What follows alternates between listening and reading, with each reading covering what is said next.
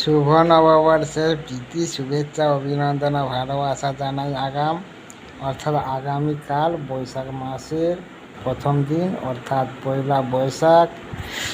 পয়লা বৈশাখে ভালো থাকুন, সুস্থ থাকুন এবং সুস্থ থাকার জন্যই এই ভিডিও।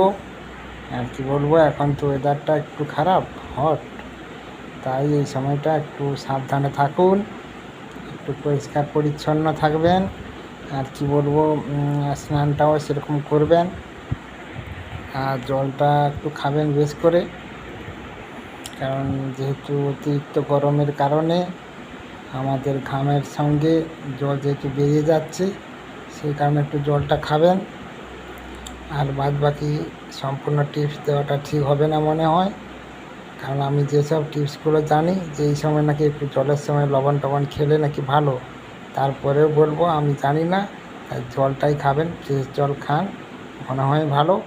তারপরেও আপনি যদি কোথাও থেকে যদি কিছু জানতে পারেন সেটা ভালো, কারণ আমি যে টিপস বলবো সেই টিপস যে ইউজ করবেন তা নয়, কিন্তু যেটা আপনার ভালো লাগবে সেটা করাই মনে হয় বাঞ্ছনীয়।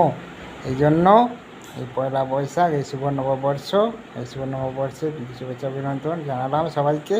ভালো থাকুন, ছোট বড় গুরুজন যতজন আছে সবাইকে আমার ভালোবাসা, বড়োদেরকে প্রণাম জানিয়ে এই ভিডিওটি আজকের মতন বা এখনকার মতন তো করলাম।